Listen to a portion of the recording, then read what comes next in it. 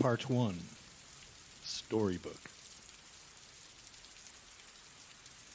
I have of late, but wherefore I know not, lost all my mirth, forgone all custom of exercise. And indeed it goes so heavily with my disposition that this goodly frame, the earth, seems to me a sterile promontory. This most excellent canopy, the air. Look you, this brave o'erhanging firmament, this majestical roof fretted with golden fire. Why, it appears no other thing to me than a foul and pestilent congregation of vapors.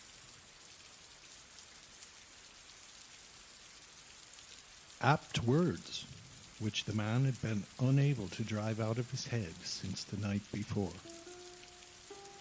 Only weeks ago, he and his smiling wife had stood together, transfixed, listening intently to the players' lines being delivered over the din of a raucous playhouse, just upriver from the churchyard where he now stood.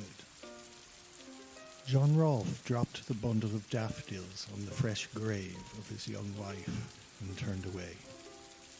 He lifted his face to the grey London sky, grateful for the persistent March rain, which washed the tears from his face. The little boy, holding tightly to his hand, had already seen enough sadness during his 2.5 years on earth. Rolfe squatted down in order to address his son at eye level. Your father must once more away to Virginia. I cannot bring you. It is too dangerous. I will send for you when you are older and our fortune is made. The child's wide eyes displayed no sign of understanding. When is Mummy coming back? The man let go his son's hand and took the boy's small face and cupped it gently but firmly between his palms. Tommy, hear my words. Mummy is now gone to heaven, and please God, you will meet her there again one day. But not too soon. Not yet, son.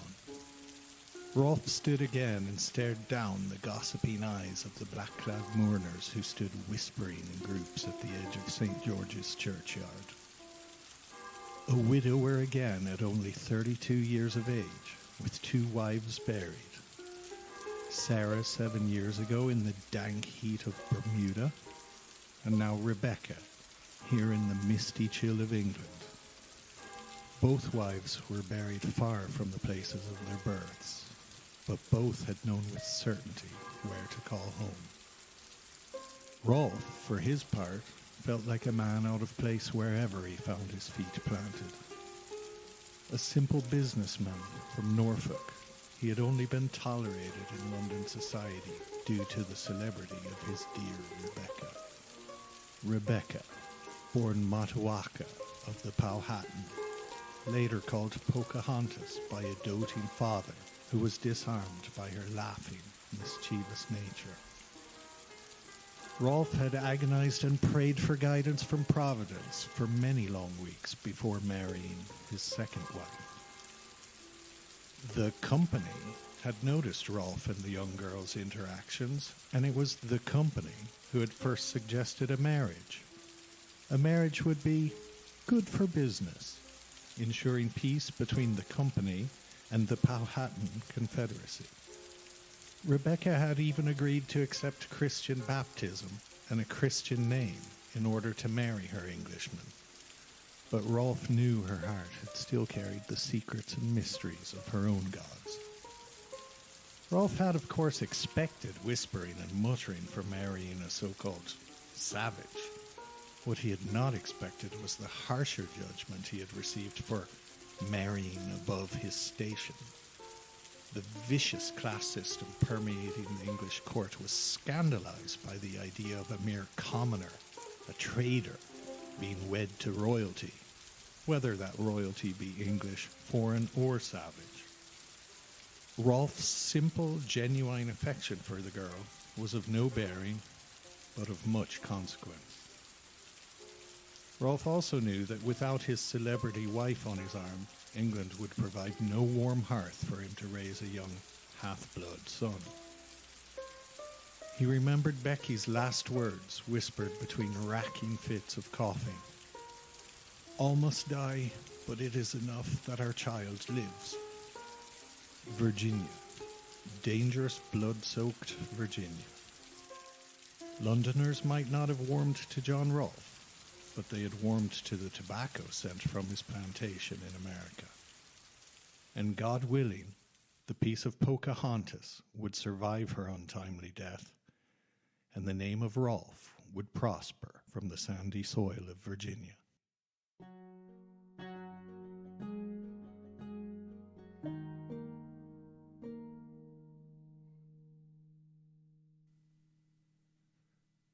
Go south in all haste, Hovannes, to your uncle in Tehran. Hovo's father pushed bags of copper folus into the saddlebags on each side of the horse, the better for balance. Take the silks and collect all that are ready in Tehran. Guard the coins well and speak to no one on the road. When you are loaded safely in Tehran, head west to Baghdad. Use the money to make your purchases there and continue on to Damascus and Smyrna. When you have sold the silks, send word by returning caravan of your safety. God willing, we might join you in Smyrna one day. Go now, go! Hovo, barely 13 years old, turned one last time to see his father being held up by the men either side of him, weeping uncontrollably. A broken man.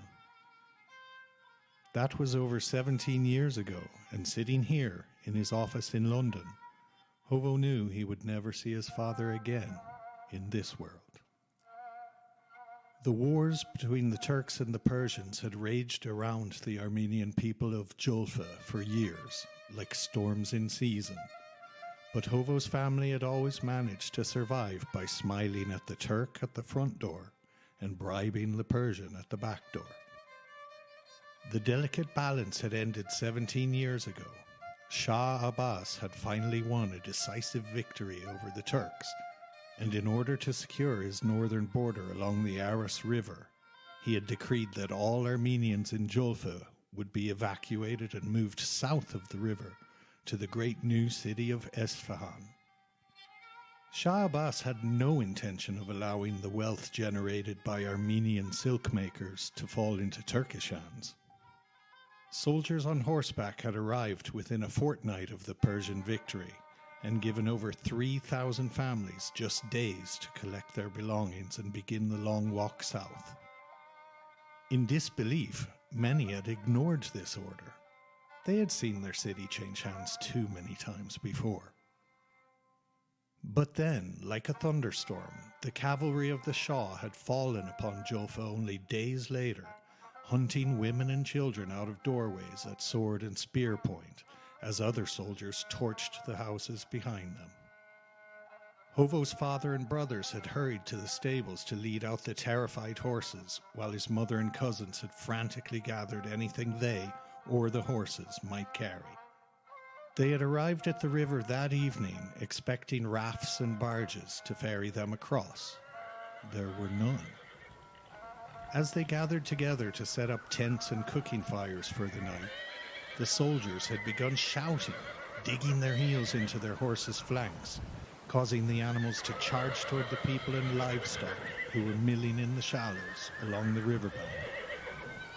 As their women and children waded into the current, Armenian men dropped to their knees in supplication, some begging for mercy, others wailing prayers into the sky. "Your Christ does not hear you," shouted one officer. "Swim with your animals across, now, or die where you kneel." Dumbstruck and incredulous, the men rose and walked slowly backwards, before turning to try and help their wives quieten the rearing and plunging horses, which were now entering the rushing water. Children too young to hold on for themselves were tied to the backs of animals, the men trying to swim while holding the lead ropes. Many, many had drowned in the dark twilight waters that terrible evening. Hovo's mother was one among them. Until the day he died, his sleep would be broken by nightmares, replaying the sight of her upraised, grasping and clenching hands as she sank beneath the oily current, her beautiful robes billowing up over her head and spreading upon the surface of the river like a giant water lily.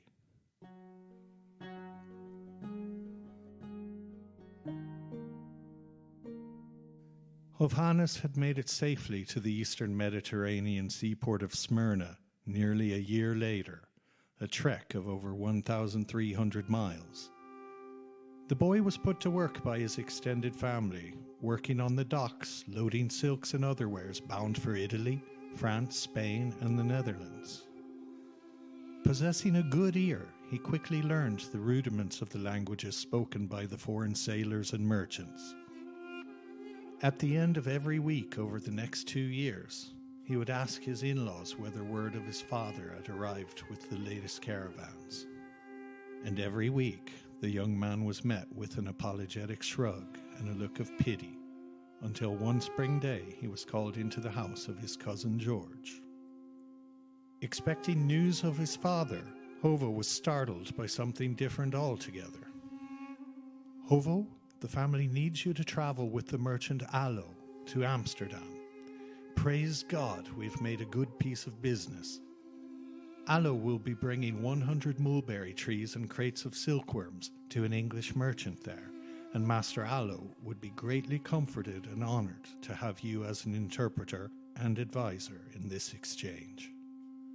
Before Hovo could gather his thoughts, George added, "It may arise that you must travel thence onwards to London to assist with the care of these trees, and to explain the mysteries of silk production to the English. You will bring great honour upon the house of Martin, and your account will be rewarded greatly."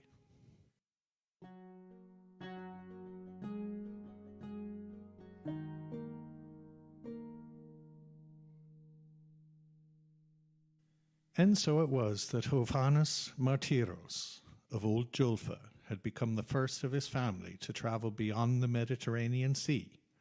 And more than this, he had travelled onward again from London to the New World, where the English had made a settlement among the pagans there, a settlement which they called Virginia.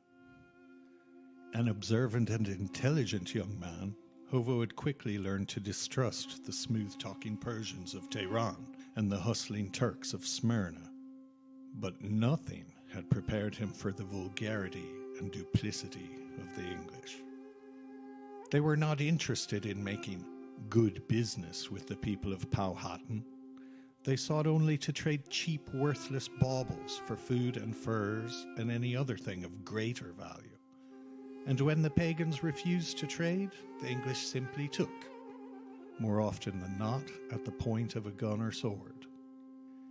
The English also plundered at sea. Hovo had been made to sail out with the English and watched from the deck as their crew intercepted a vessel bound for Mexico, hoping to rob it of victuals, weapons, and more. Instead, they found a couple dozen terrified Portuguese Angolan Christians who had been kidnapped by slave traders. Instead of treating them as rescued fellow Christians, however, the English had divided these Negroes like mere oxen among themselves back at James City to act as servants to the lazy colonists. He had assumed that fellow Christians would behave as Christians in all places, but no. It pained Hovo to admit that the Mohammedan Persians and Turks were far more civilized than the unbathed English, with their brawling, their unchristian oaths and drunken rages, foul breath always emanating from their mouths full of rotten teeth. And yet, amusingly, it was they who treated him, Hovhannes, as the inferior. For the sake of business, he had quickly learned to smile and deploy exaggerated forms of flattery, which appealed to their vanity and sense of superiority. But today, just this once, sitting on the edge of the divan near the window looking out on the streets of London, Hovo read the news from Virginia with a great melancholy. The pagans had risen up as one, and in one terrible day of rage had wrought a great slaughter upon the English. Uninterested in the English women of James City, and with them equally uninterested in him, Hovo had taken a lover from among the Nansemonds 2 years ago, wooing her with gifts of silk and perfumes. He had convinced her father to allow her to live with him among the English, where she had bore him a son. Hovo scanned the missive with shaking hands, but he already knew that the English would not consider her and her infant, if indeed among the dead, even worth counting. Only on the final page listing the dead did Hofhannes see a familiar name, the name of the only Englishman he had counted as a friend and like-minded colleague in Virginia, John Rolfe.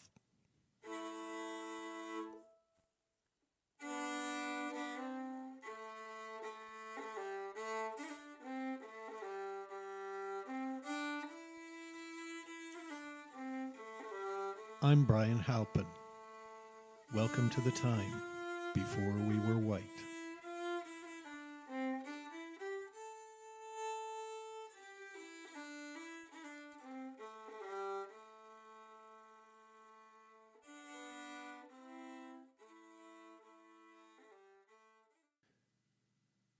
Part 2.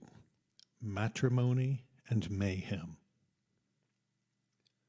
For many decades now, the story of the arrival of pilgrims in Plymouth, Massachusetts in 1620 has served as America's favored foundation myth, overshadowing Jamestown's status as settlement ground zero for what would eventually become the United States of America. Many Americans might be forgiven for thinking that Jamestown and Plymouth were the earliest European settlements in what would later become the continental U.S. Of course, this is not true. St. Augustine, in present-day Florida, has been continuously inhabited since its foundation in 1565, well over 4 decades prior to the establishment of the place called Jamesport, or Jamestown, or James City, depending on who's writing. But as a Spanish endeavor, St. Augustine is not a good fit in the steady and linear preferred narrative of a white, Anglo-Saxon, Protestant American history. In fact, Jamestown wasn't even the first English settlement in North America, as we learned in episode 2. Jamestown was named for the successor to Queen Elizabeth I, and this James was the same king who was simultaneously attempting to ethnically cleanse and resettle entire regions of Ireland. But unlike the plantation of Ulster, Jamestown wasn't established with any intention of making North America into West Britain, at least not at first. At its inception, the Jamestown project wasn't even administered or funded by King James himself, a man somewhat preoccupied by other things, such as the wars in Ireland, trying to end another ongoing and costly war with Spain, publishing a new English-language Bible, and writing guidebooks on how best to deal with the witches and demons he believed were plaguing the British Isles. Jamestown was a business venture, plain and simple. King James had offered a charter to 2 groups of speculators, called adventurers in the time of Shakespeare, as in venture capitalists. The charter would allow the setup of 2 joint stock companies for the purpose of establishing trading colonies in the place recently explored and named Virginia, in honor of James's predecessor, Elizabeth, the so-called Virgin Queen. As odd as it may seem to us today, English people, as born subjects of a monarch, could not simply leave England and no longer be considered subjects of the crown. An English subject remained a subject wherever they went, whatever they did, at least insofar as the monarch was able to enforce this legal subjection with well-armed loyalist boots on the ground. So if an English company wished to set up a business in, say, Africa, Persia, India, or the New World, the company required the granting of explicit permission from the monarch, or a royal charter. And with the generosity and hubris which only a king can display, James I of England had waved a royal hand over a crude map and awarded the eastern seaboard of North America to a gang of speculators called the Virginia Company. The company would undertake all the financial risk, and if things went well, James would reap many of the benefits and a good share of the profits. The shareholders in what would quickly come to be called the Virginia Companies of London and Plymouth were not farmers, nor were they skilled manufacturers or indeed particularly experienced traders. For the most part, they were a group of dandies and gentlemen, as in gentility or landed gentry. The company included a few soldiers and guns for hire for handling the rough stuff, ex-mercenaries and pirates such as Captain John Smith. Yes, that Captain Smith, a man in later years fond of writing memoirs which included tales of the many women who had been so smitten by his charms that they were willing to risk their own lives to save his. Captain Smith's dotage daydreams would later be taken up in popular culture as fact. The underclasses who were brought along to do essential work, coopering, carpentry, blacksmithing, cooking, etc., included a number of people who would today be referred to euphemistically as men known to the authorities. It is not remotely inaccurate to describe the entire venture as a dodgy get-rich-quick scheme. Just like Columbus over 100 years before them, the men of the Virginia Company came first and foremost in search of gold and silver, and secondarily with an eye on finding valuable trade goods while, fingers crossed, also establishing a new trade route to the Far East. It was about money. All about the money.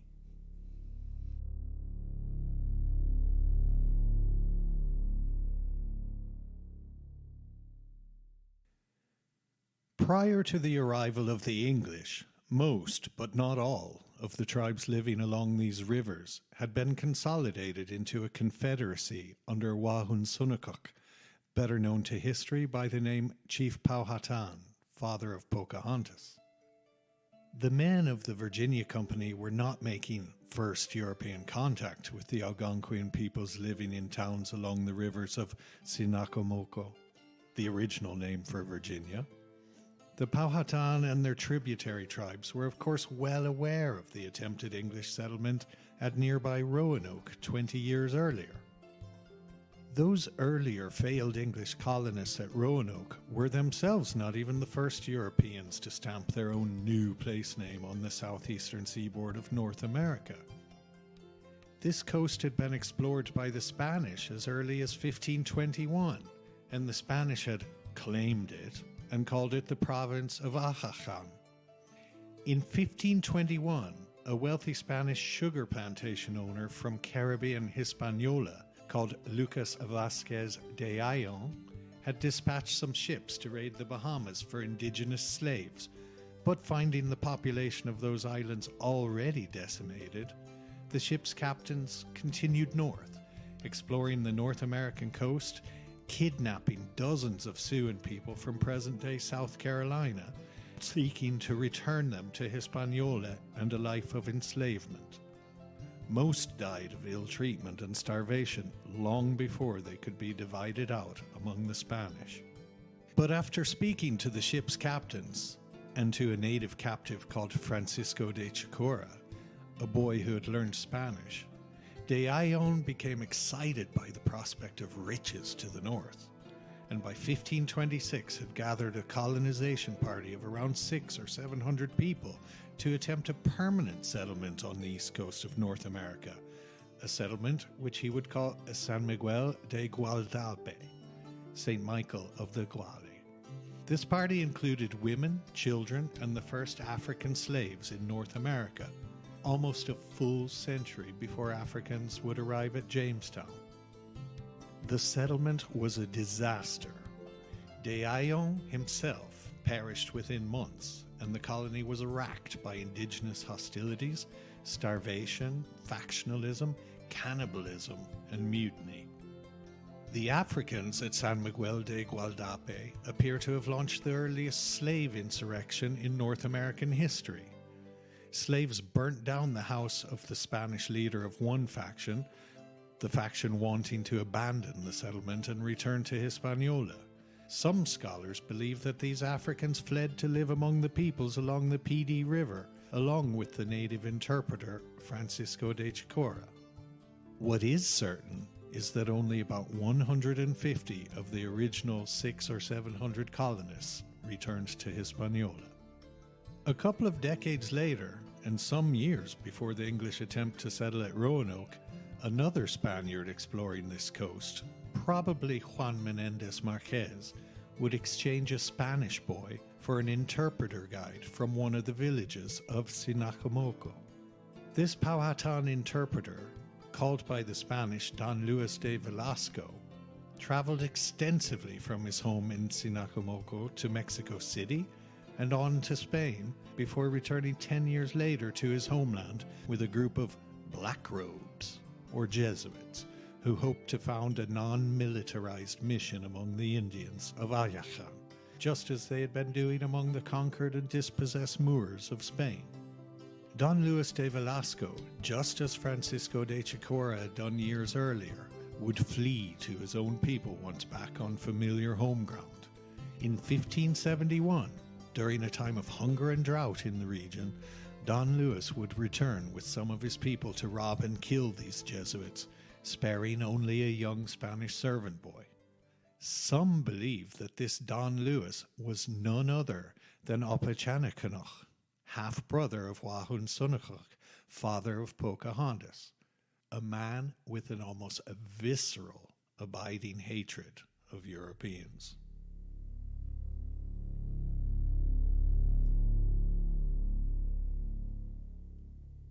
It would be easy to fill 3 podcast episodes with tales of the violence and intrigue which occurred between 1609 and 1644 during the 3 Anglo-Powhatan Wars. And perhaps one day we will revisit this extraordinary period. But for now, it is enough to understand a few key points. The English speculators had arrived woefully unprepared for a life of self-reliance in Virginia. Their own sense of superiority made them believe that Powhatan would accept being made a subject of King James, and he would thus agree to feed and supply the colonists as part of his tribute as a mere minor underling prince, now subject to the king of the English, Scots, and Irish. Within 2 years of 1607, colonists were dropping dead of typhoid and dysentery from drinking Virginia swamp water. With the Powhatan unable and unwilling to serve and feed them, they were soon starving and reduced to robbing and raiding tribal Powhatan stores. When theft failed, they boiled and ate their own shoe leather, or rats, and even their own dead.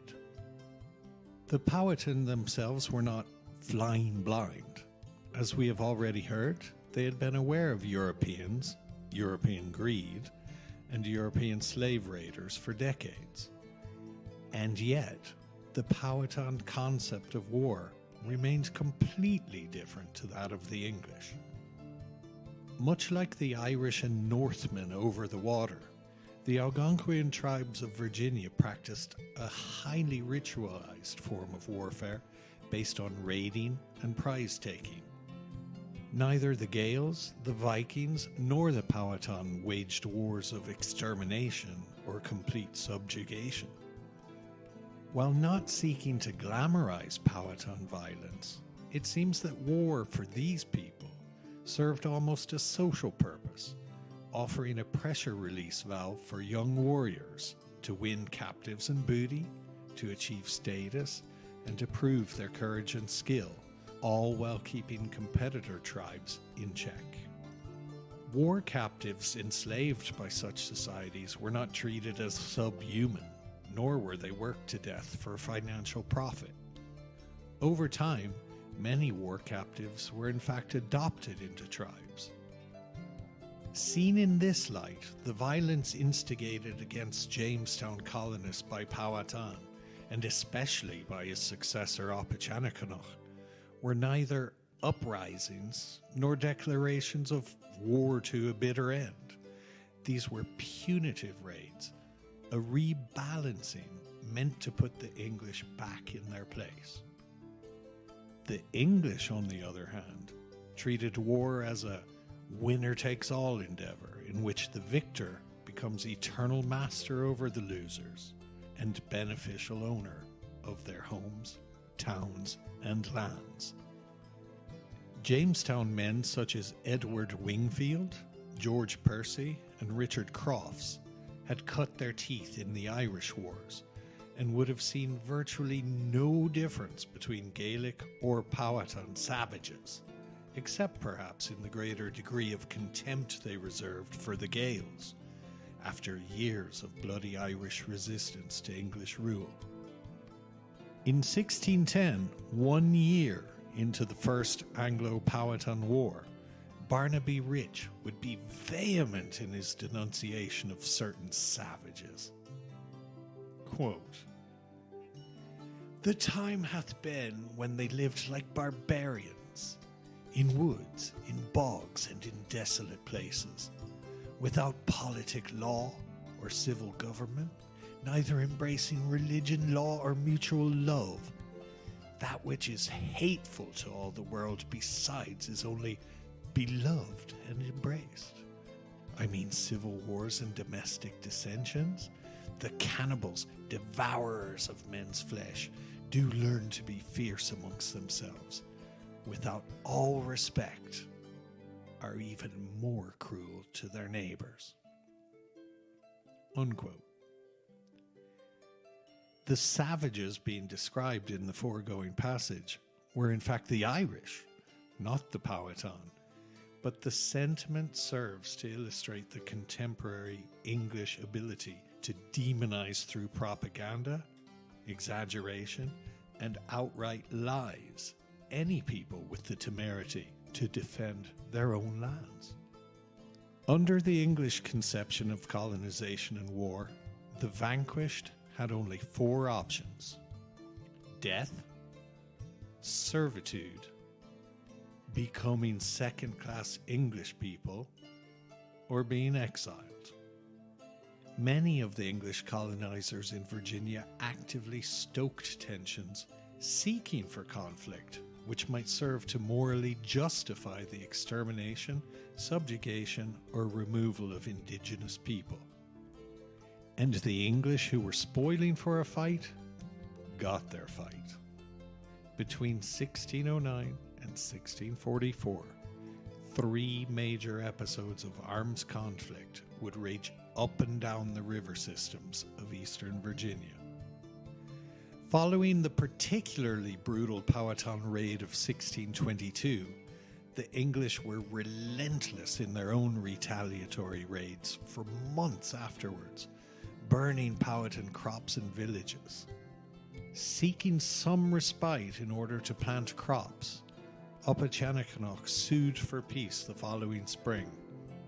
Holding around 24 mostly female English captives, and thinking the English equally weary of fighting, the Powhatan believed that the simple return of some captives would lead to a truce. The Powhatan were soon to learn that vengeance meant more to the English than their own women. While proposing a toast at a meeting to seal this renewed peace, the English, under Captain William Tucker, served the Powhatan poisoned wine before opening fire on them. Scores were poisoned, wounded, or slain. Tsenacomoco himself was injured and barely escaped with his life. At summer's end, the English would help themselves to the crops sown that spring by the Powhatan. A year later, this very same Captain Tucker would lend his name to the first African child born in Anglo-America, a child of Tucker's indentured servants, Anthony and Isabella, who were captured by English pirates and sold into servitude to the Jamestown colonists in 1619.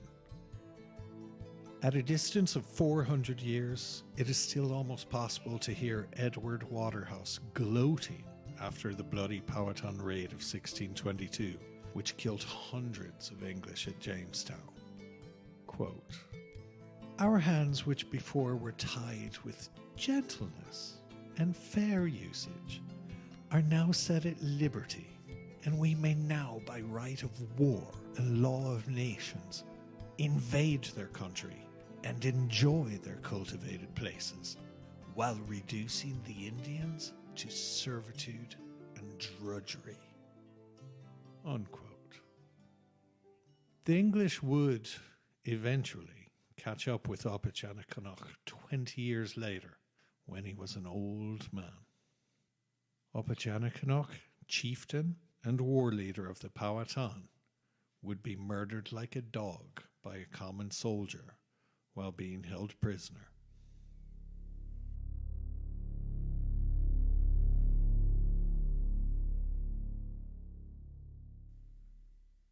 Of course, many of the people arriving in Jamestown were not monsters devoid of conscience, and John Rolfe was not the only settler there to perceive the humanity of the people of Tsenacomoco.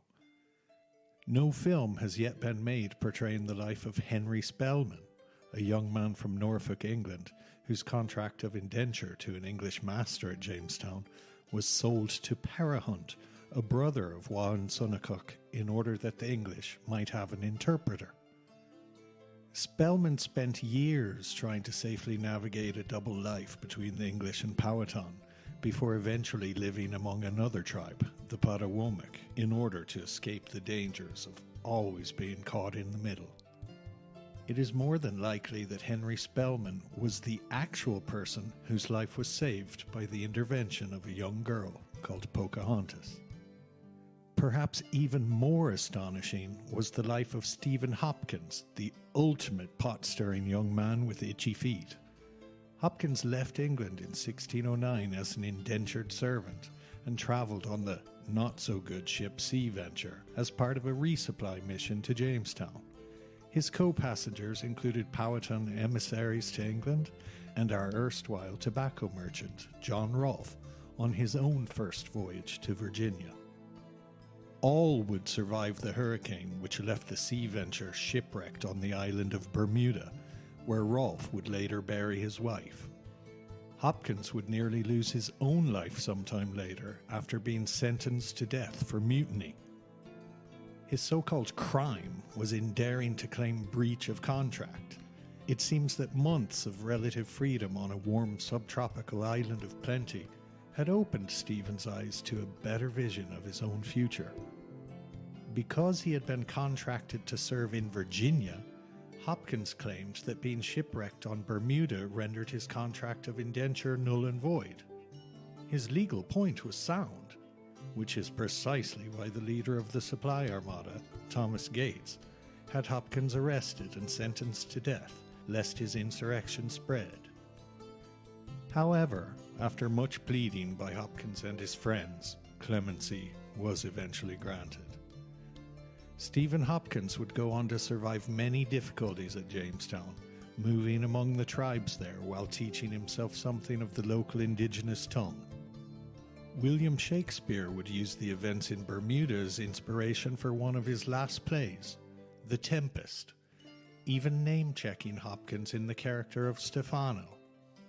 Upon the death of his wife Mary in 1613, Hopkins would travel back to England to care for his children, before being contacted a few years later by a group of religious separatists hoping to use his experience and language expertise in setting up their own colony in Virginia.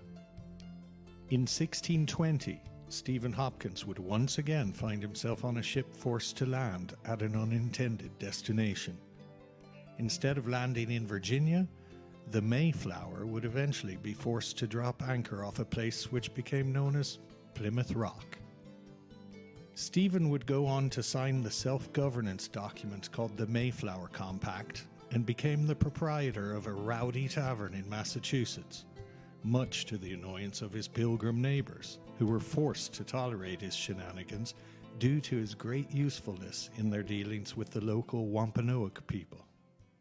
All's well that ends well, as the bard himself might say.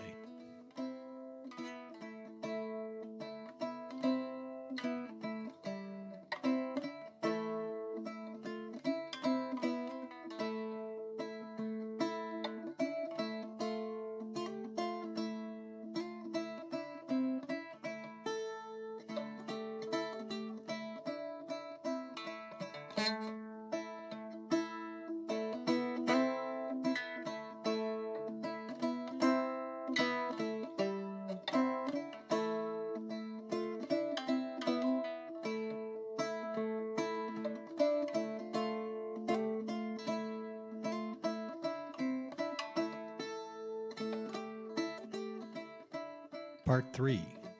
The Old Mix Gets Watered Down.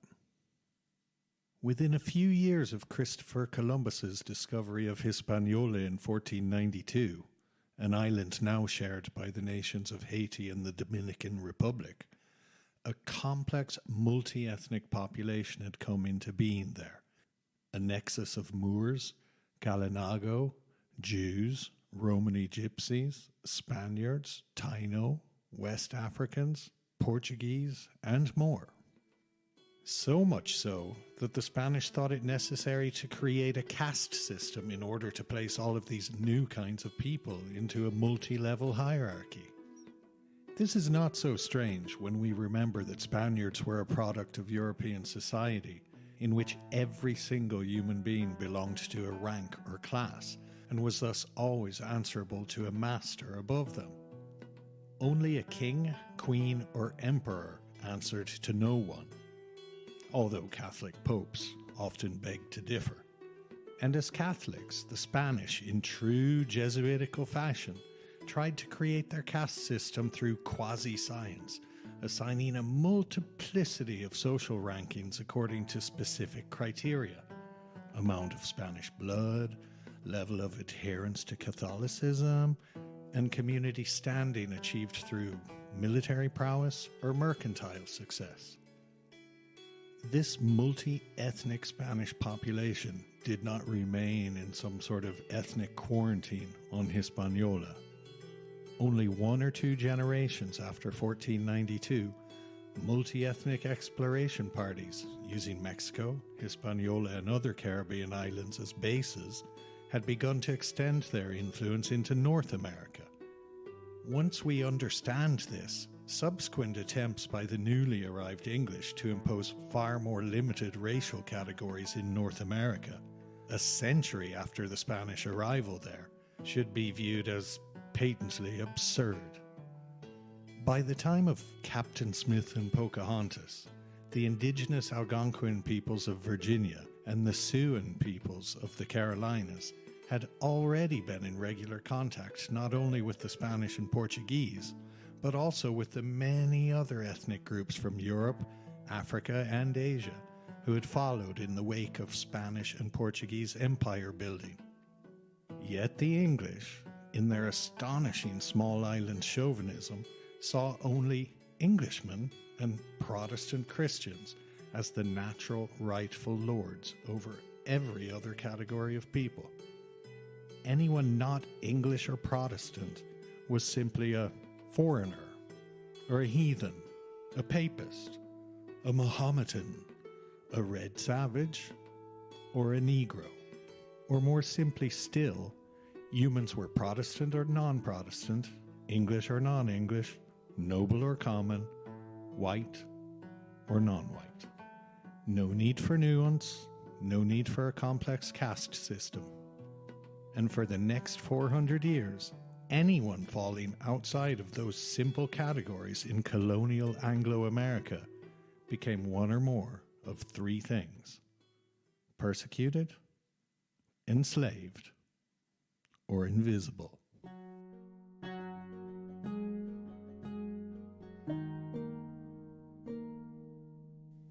This white, Anglo-centric world was wishful thinking from the very outset. We know from contemporary documentation that the following ethnicities were present at Jamestown right at the beginning. From Europe, we had Polish, we had Germans, confusingly called Dutch by the English, we had Swiss, Welsh, actual Dutch, Spanish, Portuguese, Italian, Irish, and French. Also likely to have been there were Swedes, Finns, Belgians, Austrians, and Scots. Non-European ethnicities represented at Jamestown included Turkish people, Armenians, Angolans, and of course the indigenous Algonquin peoples. Unless the inhabitants of Jamestown practiced strict ethnic and sexual apartheid, which they did not, then we must accept that Anglo-America was a melting pot at its very inception. Thousands of pieces of documentation exist which advert to this fact. The problem from our own contemporary vantage point, 400 years later, is that Anglo-centric white supremacist attitudes and laws, which came into force and gained strength over many decades after Jamestown, have always pretended that this early melting pot somehow excluded people of color. It did not. Traders took native partners. European indentured servants slept with Africans.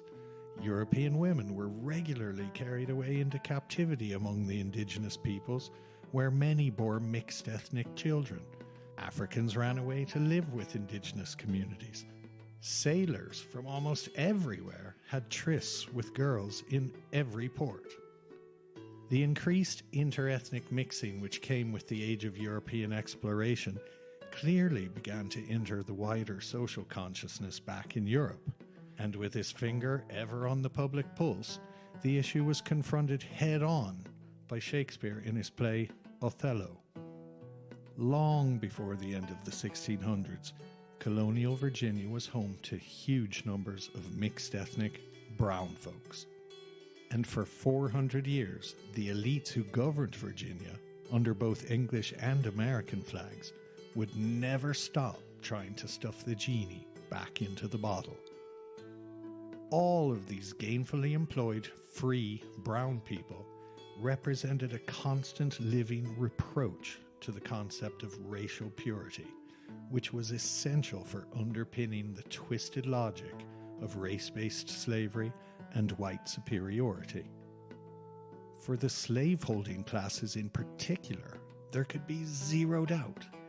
Every soul in the Commonwealth of Virginia would need to be black or white, slave or free. Multi-ethnic brown people would need to be erased from existence. This would be achieved either by actual forced exile to frontier lands beyond the borders of Virginia, or by turning them into white folks. That is to say, white folks on government paper.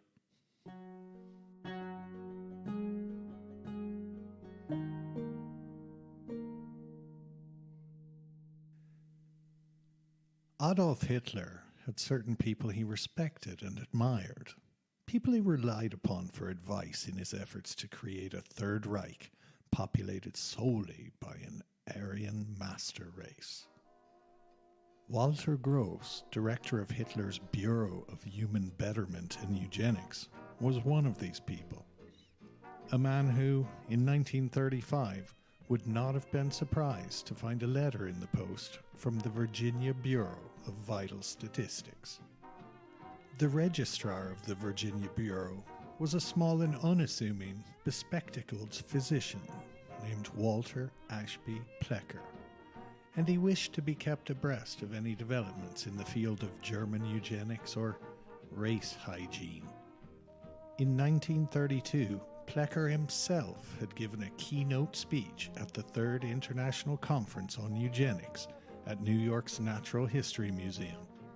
Among those attending was Ernst Rüden, who was unanimously elected president of the International Federation of Eugenics Organizations. The very next year, 1933, Rudin would help form the German Expert Committee on Questions of Population and Racial Policy. By 1937, Rudin would be a card-carrying Nazi. Walter Plecker of Virginia was not shy about sharing his own advice and expertise with the Nazis. After all, it was Plecker who had drafted and lobbied for the passage of Virginia's own Racial Integrity Act of 1924.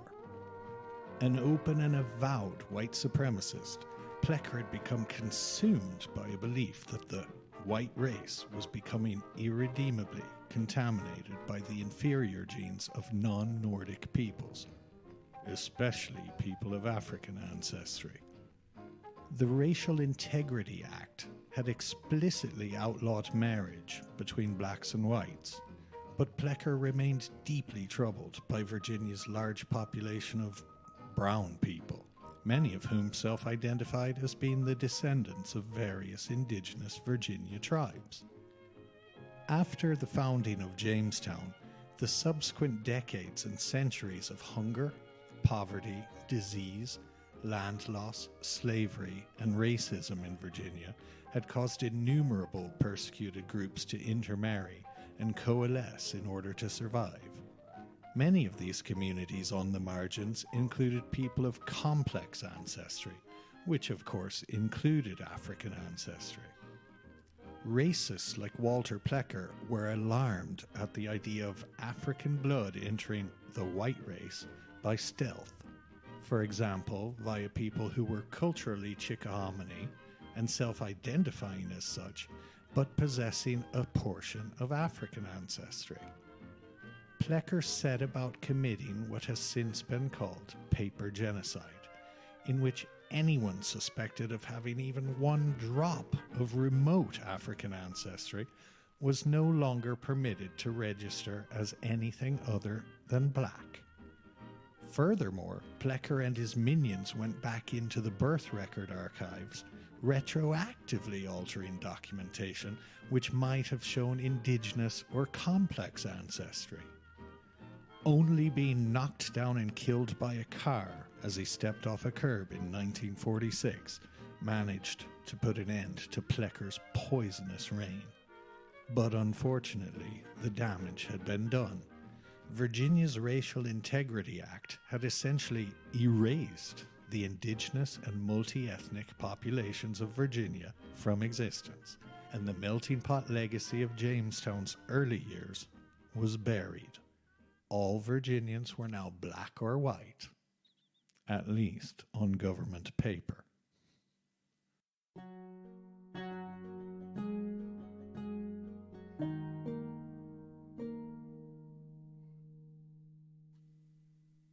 Colonizers the world over have always realized that breaking the link to ancestral memory is the key to breaking the resistance offered by the colonized. As early as 1620, George Thorpe had arrived in Jamestown as part of a concerted attempt to convert the Indians to Christianity and to European ideas of civility. Thorpe had even tried to convert Tsenacomoco himself, and had quickly set about formulating plans allowing for the removal of Powhatan children from their villages for Anglo re-education. Sounds eerily familiar to events still happening in certain places today. Efforts to assimilate the Indians of Virginia into the Jamestown venture were met with resistance on both sides, as Thorpe wryly noted at the time, quote, "There is scarce any man among us, the colonists, that doth so much as afford the Indians a good thought in his heart, and most men with their mouths give them nothing but maledictions and bitter execrations." Unquote. But even where custom, culture, and folk memory are not fully obliterated by colonizers, those treasures of self-identity are left damaged and fragmented. This damage means that oral history can be simultaneously empowering and destructive. Oral history can preserve the traditions of non-elite or non-literate people, but oral history, just like official history, can also ignore, gloss over, or whitewash those things we wish to conceal or forget, sometimes frightful things. Many children of the Pamunkey, Chickahominy, Nansemond, Rappahannock, and other brown peoples of Virginia have carried some knowledge of their origins up to the present day. Others, especially those brown people whose survival strategy was assimilation, would learn to actively deny their origins, slowly constructing an alternative mythological past over many generations and wearing it like a suit of armor in a world hostile to non-whites. Of course, many other families simply forgot their own history in the day-to-day struggle to stay alive on the battlefield of manifest destiny. This loss of ancestral memory and a clear sense of belonging and cultural continuum is perhaps the most enduringly painful and pernicious legacy of colonialism.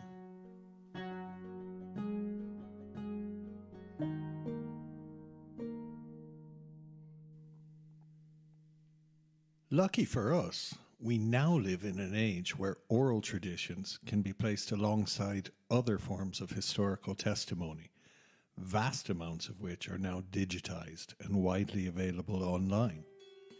This is how we can also know that the descendants of multi-ethnic Jamestown still live among us today.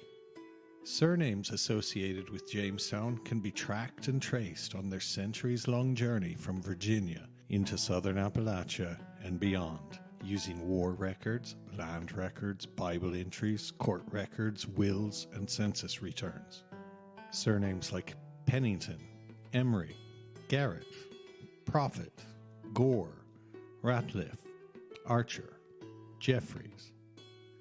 Some family names like Bass or Nickens from the time of Jamestown, names still found from Virginia to Tennessee to California, can actually be traced directly back to the Pamunkey and Rappahannock villages arrayed along the rivers of eastern Virginia in 1607. But we must beware. Surnames in America can hide as much as they reveal. It is worth bearing in mind that America, perhaps to a greater degree than most nations, is a land of people with borrowed and anglicized surnames. Within 4 or 5 generations of the founding of Jamestown, Anglo-America had become an ethnic kaleidoscope of peoples from 5 continents.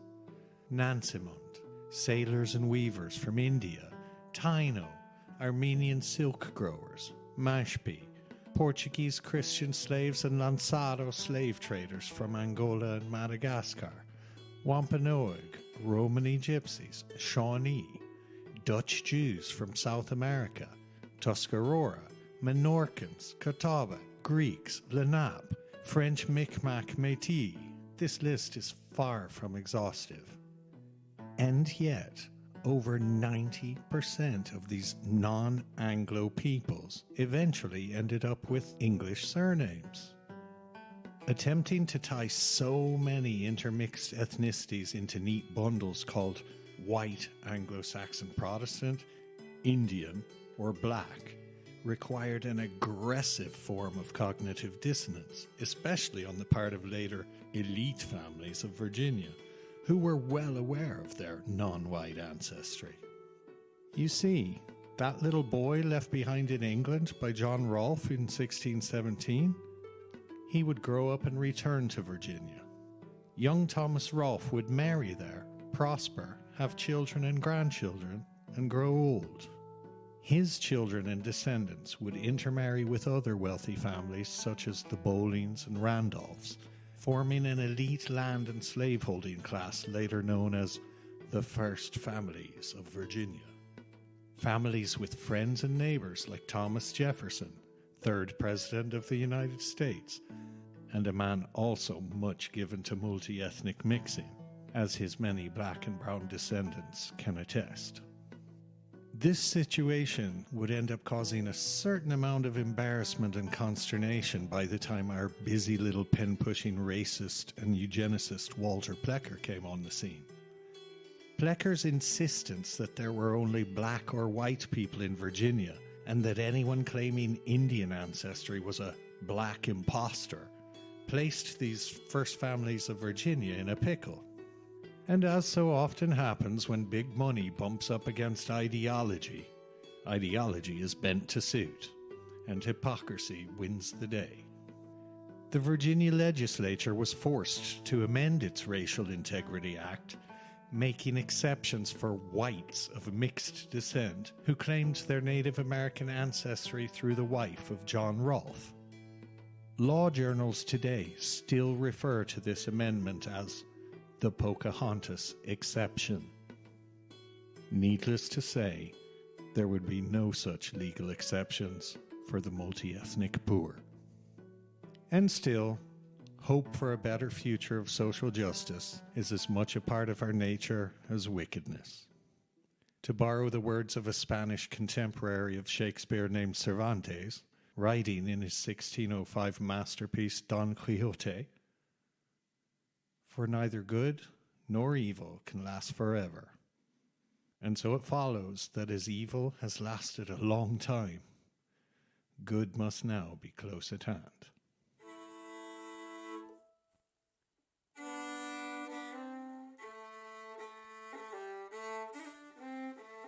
This episode of Before We Were White was written and produced by me, Brian Halpin, with sound engineering by John Wilkinson and theme music performed by Dave McLaughlin and Ray Cohen. We'd like to extend a very, very special thanks this episode to supporters like Leanne Gwynn Hall and Kathy Ellis, whose generosity has helped to keep this show on the road. If you enjoyed listening and would like to help ensure further episodes, please consider supporting us by visiting beforewewherewhite.com. Thank you.